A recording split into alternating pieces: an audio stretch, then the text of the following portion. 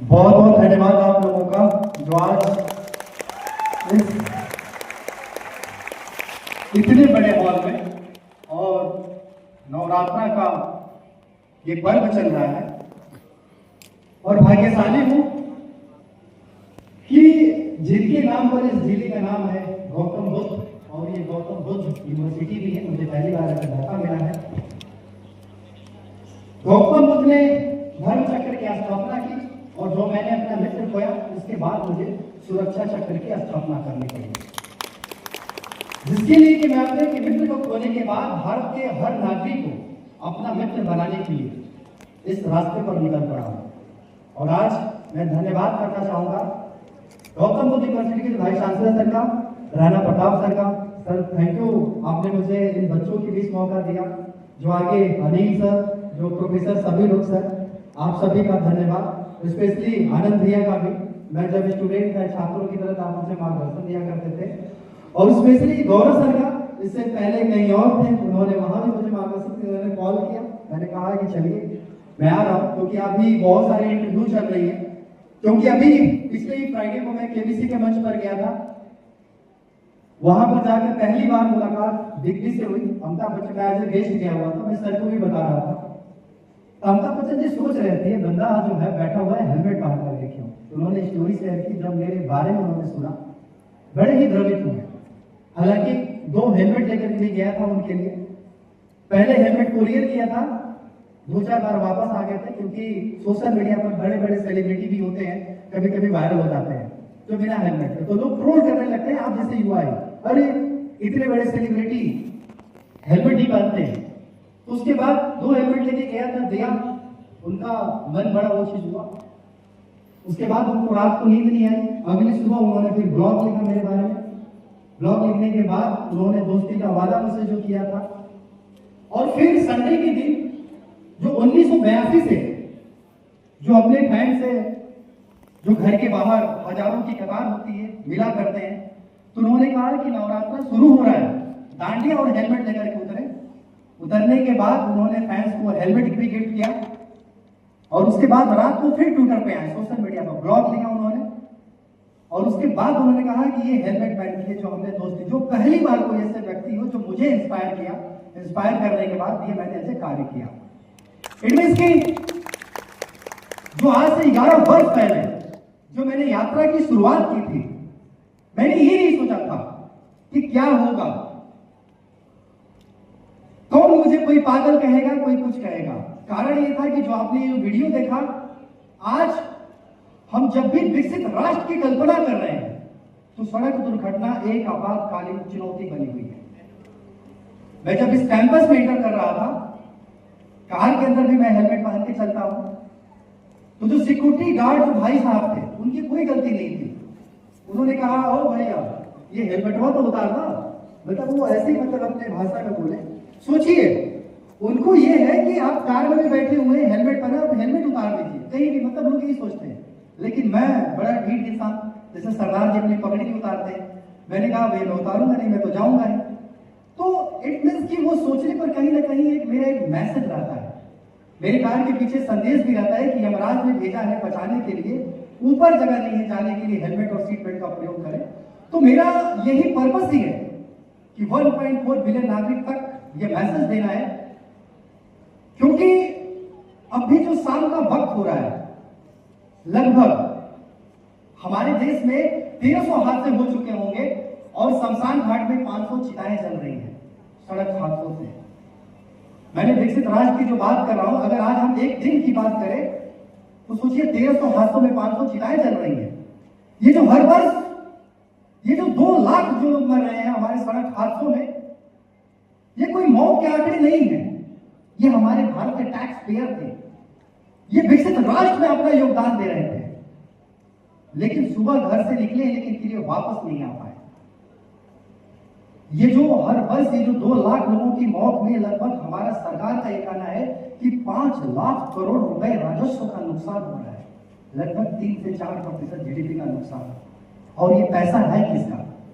ये पैसा आप लोगों का है, हम सबका है, जो हमारे भविष्य के लिए है। लेकिन इस पैसे का नुकसान सड़क हादसों में हो रहा है। यकीन मानिए, जिस मां को मैंने वचन दिया कि आपका जो पुत्र गया, मुझे क्यों उसको वचन देना पड़ा, क्यों लड़ना पड़ा, क्यों मुझे इस तरीके से हेलमेट पहनना पड़ा? क्योंकि जो मेरा मित्र था, अपने माता पिता का इकलौता चिराग था और 20 साल के मन्नतों के बाद हुआ था, और उसके माता पिता ने, भारत का ऐसा कोई तीर्थ स्थल नहीं था जहां अपने पुत्र की प्राप्ति के लिए मन्नतें न मांगी। 20 साल बाद पुत्र की प्राप्ति होती है, और वो माता पिता अपने बच्चे को सपने के लिए जो उन्होंने शहर में भेजा, आप जैसे, आपके अंदर जो मैं देख रहा हूं, जो प्रसन्नता है, जो कार्य कर रहे हैं, तब से मैं देख रहा हूं एनएसएस के साथ जुड़ के जो योद्धा के रूप में आप अपनी पहचान दे रहे हैं, वो मुझे भी ताकत दे रही है, इस देश को भी ताकत दे रही है। उसी तरीके से जो मेरा दोस्त आया इस शहर के अंदर, जिस संस्थान की चौखट पर जिस विश्वास लेकर के आया था, उस संस्थानों के प्रचार प्रसार के लिए प्रोस्पेक्टस, झोला, सब कुछ थमा दिया गया, 90% अटेंडेंस मांगा गया, लेकिन संस्थानों ने कभी अपनी जिम्मेदारी नहीं समझी कि जो युवा जो भारत के कोने कोने से आए हैं, और हर दिन इस गौतम बुद्ध नगर में 600 मौत के आंकड़े हो रहे हैं, जिनमें से 300 ऐसे छात्र ही हैं। इन छात्रों का भविष्य कैसा होगा? मेरा भी जो दोस्त था, जो कि फाइनल ईयर में हादसा होता है, और इस कैलाश अस्पताल में जाने के बाद बड़ी ही मुश्किल से, हम सब जैसे आप लोग दोस्त हैं, मतलब हमारा जो अस्पताल था कॉलेज ही बन गया था, और वो हिम्मत लेकर उस मां को कहना पड़ा कि आपका पुत्र का मतलब सड़क हादसा हो गया है। सोचिए, जो मां थी अपने पुत्र से, जो कि मेरा दोस्त था, रूम पार्टनर, मैं भले अपने माता पिता से महीने में 1 बार बात किया करता था, लेकिन उसकी मां हर दिन 10 बार बात किया करती थी, और उस मां को अपने पुत्र से मिलने के लिए 3 दिन का वक्त लगा। 3 दिन का वक्त क्यों लगा? क्योंकि हमारे भारत में आज भी जो 70% जो सिविलियन परिवार है, किसी के पास ना कोई एक्सीडेंटल बीमा होता है, ना कोई जमा पूंजी होती है। अगर किसी का मोबाइल फोन भी टूट जाता है तो दूसरे से उधार लेकर के मांगना पड़ता है, और वो माता पिता जहां की कर्ज लेकर के अपने बच्चे को इस दिल्ली एनसीआर में पढ़ाई करने के लिए भेजे थे। और आपको पता है कि हादसे के बाद जो अस्पताल का बिल है कितना तेजी से भाग रहा होता है बेटा। एक 10 रुपए की झोली में 20 लाख रुपए लेकर के इस कैलाश अस्पताल की चौखट पर पहुंचते हैं कि ताकि अपने पुत्र को मैं घर वापस ही लेकर के जा सकूं। डॉक्टर से मतलब 65 से 70 साल की उम्र में, सोचिए, माता पिता अपने बच्चे के लिए जुआ खेलने के लिए आ गए। क्यों? क्योंकि मां कहने वाला बेटा चाहिए। जाति से ब्राह्मण, जो मेरे दोस्त के माता पिता, उनको भगवान पे भी भरोसा था। जितने भी रिश्तेदारों में पूजा अनुष्ठान कराना था, सभी जगह फोन घुमाया। डॉक्टर को उन्होंने श्योर किया कि जितने भी पैसे चाहिए पैसे ले दो, लेकिन मुझे अपना पुत्र वापस चाहिए। डॉक्टरों ने भी लड़ाई लड़ी, जंग लड़ी, लेकिन 8 दिन बाद हमें लगा था कि जो दूसरे लोग सही होकर के जा रहे हैं, शायद हमारा मित्र भी आ जाएगा, लेकिन नहीं हो सका। सोचिए, जिस परिवार में हादसे होते हैं वो परिवार जीवन भर के लिए गूंगा बन जाता है, और आज तक किसी गूंगे की इतिहास न दुनिया ने सुनी, न लोगों ने सुना। मेरे सामने जो माता पिता थे, उनके आंखों में आंसू नहीं, वो रक्त के आंसू थे। 6 महीने बाद जब घर गया अपने दोस्त के माता पिता, तो जिस भगवान पे भरोसा था, जिनकी रोज 4 से 5 घंटे पूजा किया करती थी, उस घर में एक अगरबत्ती तक भी नहीं जली थी। जो उनके घर के आंगन में जो आम के पेड़ हुआ करते थे, ये सब कुछ कट चुके थे। वह मां अपने पुत्र की तस्वीर लेकर के तकिए में सो रही थी और सोच रही थी मैं किसी दोस्त हूं। ये मैं बातें डीप में इसलिए बता रहा हूं क्योंकि आज हर वर्ष ये जो 2 लाख मौत हो रही है, उनमें से 50,000 वो लोग मर रहे हैं जो घर के सिंगल चिराग होते हैं। हर माता पिता अपने बच्चों के सपनों के लिए जिस संस्थानों की चौखट पर हम आ रहे थे, उनको भरोसा मिलता है कि यहां से बच्चा जो भी पढ़ के निकलेगा, शायद मेरी जिंदगी का बुढ़ापे का लाठी का सहारा बनेगा और मेरा सपना पूरा करेगा। लेकिन मुझे बहुत दुख से कहना पड़ रहा है कि मैं जब आ रहा था तो मुझे चांसलर सर ने बताया, आनंद सर ने भी बताया कि अभी 2 से 3 दिन पहले हम सबके बीच में इसी संस्थान में पढ़ने वाले जो बच्चे हैं, उनकी भी डेथ हो गई, और अगर हेलमेट होता तो उनकी जिंदगी बच जाती। कितना वो चीज है। मैं यहाँ पर आज लेक्चर दे रहा हूँ, 3 दिन पहले घटना है। मैं जब इस कैंपस एरिया में प्रवेश कर रहा था तो मेरी एक बच्चे पे नजर जा रही थी जो बाइक पे खड़ी थी। ऐसा नहीं कि सिर्फ बच्चों के ऊपर थी, जो छात्राएं भी थी उनके ऊपर भी था। उनके चेहरे ढके हुए थे, ट्रिपलिंग बैठी हुई है, लेकिन हेलमेट किसी के भी पास नहीं था। हम ये जो भी एनएसएस डे मना रहे हैं, हम भारत को विकसित राष्ट्र बनाने की बात कर रहे हैं, सिर्फ शब्दों में ऐसा लगता है कि कोई कार्यक्रम समारोह चल रहा है। हमने यूं किया, टास्क बनाया, सर के सामने फेंक दिया, सर ये देख लो हमने ये कर दिया। क्या इससे हमारा भारत कभी मजबूत हो पाएगा? आप जो कर रहे हैं, ये किसी और से सर्टिफिकेट लेने की जरूरत नहीं है, स्वयं से अपने आप से पूछने की जरूरत है कि इस देश में जब इतनी मौत हो रही थी तो हम क्या कर रहे थे? क्योंकि मेरे लिए सड़क दुर्घटना एक अदृश्य युद्ध की तरह है। मैं युद्ध की बात क्यों कर रहा हूं? क्योंकि हमारी सड़कों पर ये जो 2 लाख मौत हो रही है, इतनी मौत आज से 5000 वर्ष पहले किसी युद्ध में हुआ करती थी, लेकिन बिना किसी युद्ध के हमारी सड़कों पर इतनी मौत हो रही है। कारण क्या है? हम जब भी सड़क दुर्घटना की कल्पना कर रहे हैं तो हमारे सामने सिर्फ 4 व्हीलर की छवि उभर के आती है, लेकिन 80% जो मरने वाले हैं कौन से लोग हैं? पेडिस्टेरियन होते हैं, साइकिलिंग वाले होते हैं, बाइकर होते हैं। 80% इनकी मौत हो रही है। और सोचिए, एक सामान्य नागरिक मर रहा है तो हमारे भारत सरकार का कहना है कि 92 लाख रुपए राजस्व का नुकसान हो रहा है। अगर एक बाइक पर अगर 2 लोग बिना हेलमेट के जा रहे हैं तो 1 करोड़ 80 लाख रुपए हमारा और आपका लेकर जा रहे हैं। और हम यहाँ चिल्ला कर, गला फाड़ करके हर चीज में बात कर रहे हैं विकसित राष्ट्र, विकसित राष्ट्र। लेकिन आपके सामने अगर कोई बिना हेलमेट का जा रहा है तो आपका 1 करोड़ 80 लाख रुपए आपके जेब से लेके जा रहा है। आज हमारे देश के ऊपर, हर व्यक्ति के ऊपर कर्ज है। ये नहीं कि जो माता पिता ने आपके लिए कर्ज लिया है वही कर्ज है। इस राष्ट्र में जन्म लिए हैं, इस राष्ट्र के लिए आपको लड़ाई लड़ना है। तो ये मैंने तय किया कि इस लड़ाई को कैसे जीता जा सकता है। फिर मैंने भारत की सड़कों पर हेलमेट बांटने की शुरुआत किया। सबसे बड़ी विडंबना है कि हम कुछ भी कार्य करते हैं तो अपने से कमजोर लोगों के पास जाते हैं, मजबूत लोगों के पास जाते ही नहीं। आप सड़क पर देख रहे हैं कोई लापरवाही से रॉन्ग साइड जा रहा है या कोई 50 लाख की गाड़ी लेकर के जा रहा है, हम कभी उसके तरफ चुप्पी तोड़ ही नहीं पाते हैं। लेकिन हम पुलिस प्रशासन या सबकी जब बात करते हैं, देखते हैं ठेला वाले पर ही कोई लाठी डंडा मार रहा है, हमेशा बाइक वालों को लाइन में लगा रहा है, मतलब तरह तरह की चीजें देखते हैं। लेकिन जब आप लोग एक दिन बड़े होंगे, जब आपके हाथों में एडमिनिस्ट्रेशन आएगा तो आप इस एडमिनिस्ट्रेशन को कैसे मजबूत बनाएंगे? क्योंकि पढ़े लिखे लोग ही ट्रैफिक नियमों को तोड़ रहे हैं। फिर मैंने ये सोचा कि आखिर प्रॉब्लम क्या है। फिर मैंने लॉ किया हुआ था,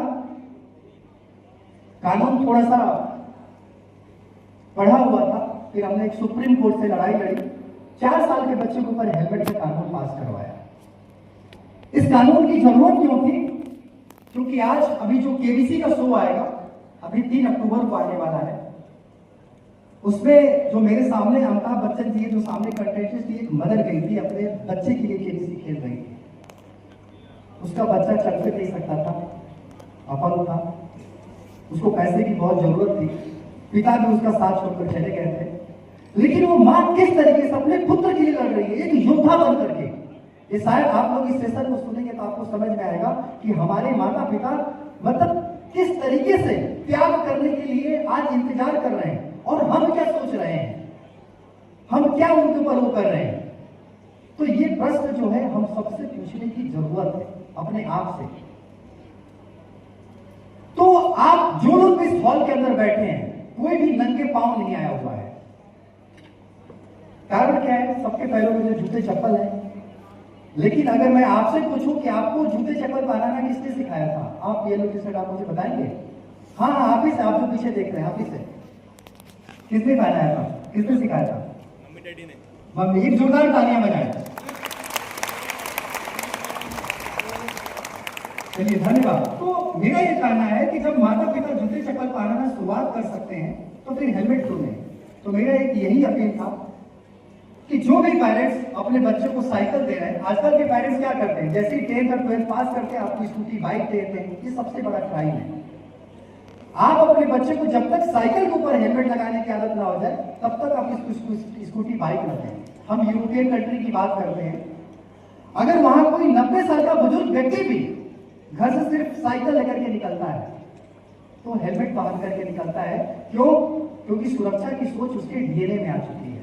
लेकिन आज हमारा भारत 79 ईयर्स होने के बाद हम स्वतंत्रता दिवस, गणतंत्र दिवस, न जाने ऐसे कितने सारे हर चीज मना रहे हैं, लेकिन हम आने वाली पीढ़ियों को और समाज को क्या दे रहे हैं, ये हम सबसे क्वेश्चन करने की जरूरत है।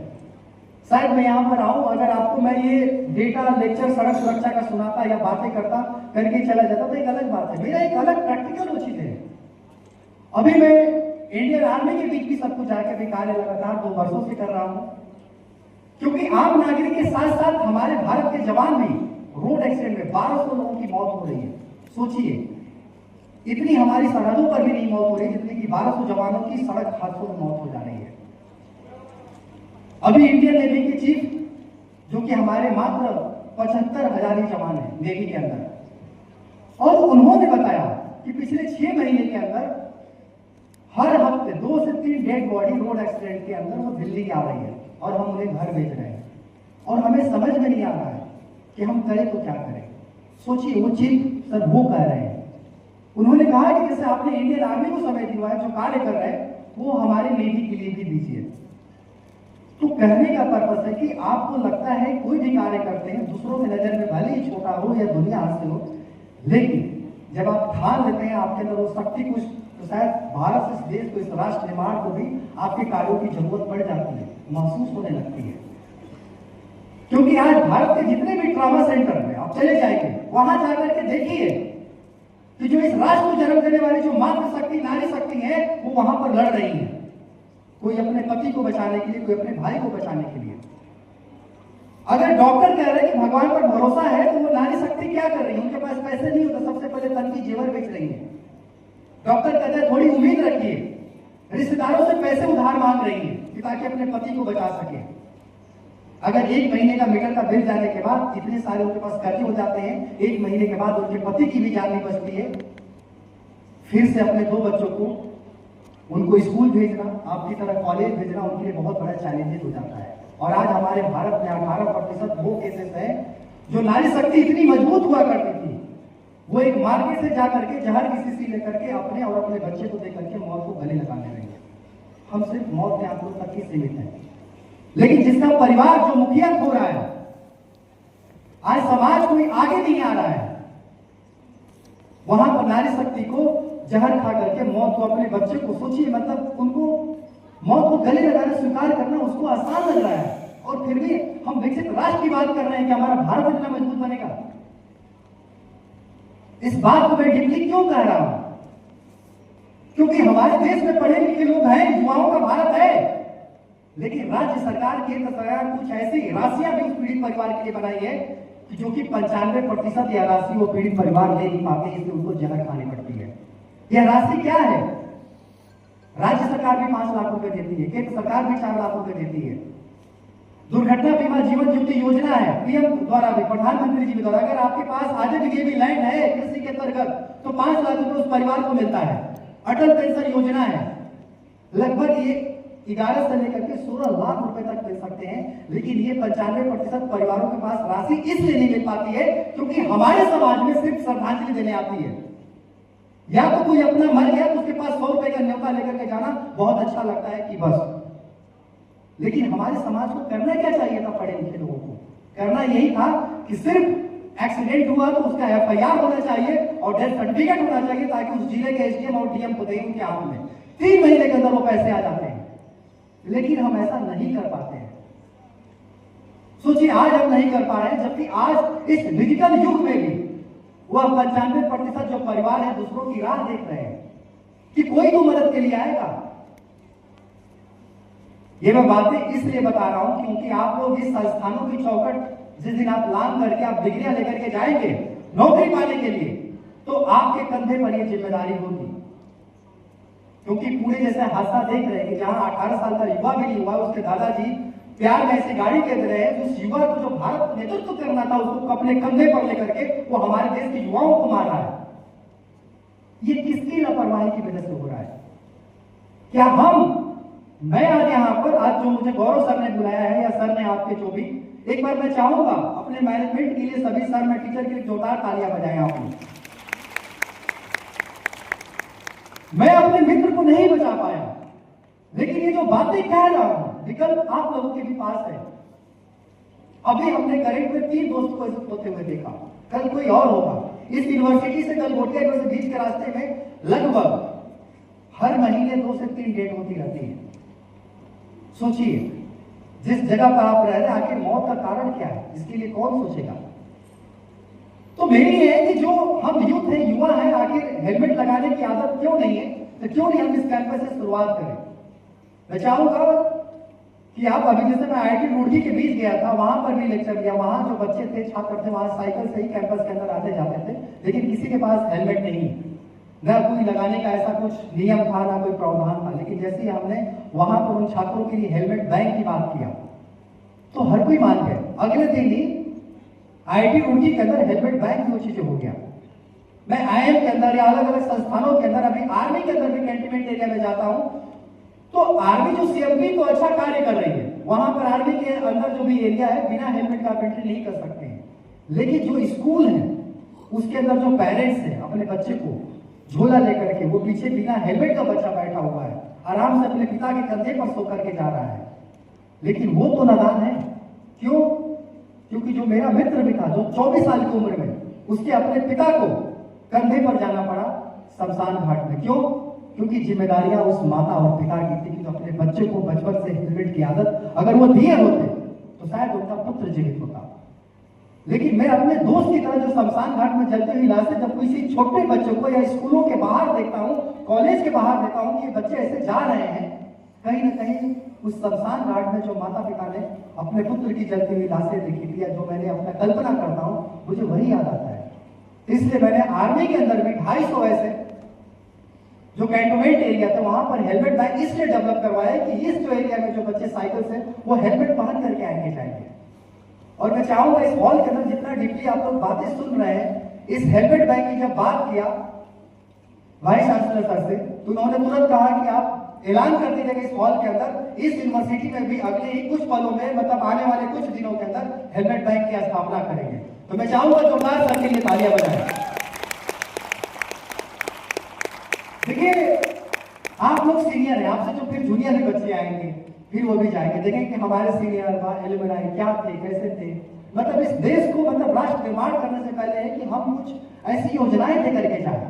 और हेलमेट बैंक क्या होता है, आप लोगों के अंदर मन में होगा कि आखिर हेलमेट बैंक करता क्या है। अब हमने मान लीजिए 200 हेलमेट रख दिए, आज भी हमारे भारत में 80% लोग डुप्लीकेट हेलमेट लगाते हैं सिर्फ पुलिस चालान से बचने के लिए, 20% सही। एक तो BIS का हेलमेट होता है, कोई भी छात्र अपनी ID दिखा करके हेलमेट ले सकता है, मिलियन राइडर्स वो चीजें वो भी पहन सकता है, लेकिन 1 हफ्ते बाद हेलमेट को वापस करना होता है। क्योंकि डीपली इसलिए बता रहा हूँ कि देखिए, आप लोग हर प्रोजेक्ट के ऊपर, योजनाओं के ऊपर कार्य कर रहे हैं। बहुत मुझे अच्छी लगी तस्वीरें देख करके, तो मुझे लगा कि आप लोगों को डीप में ये बातें बताएं।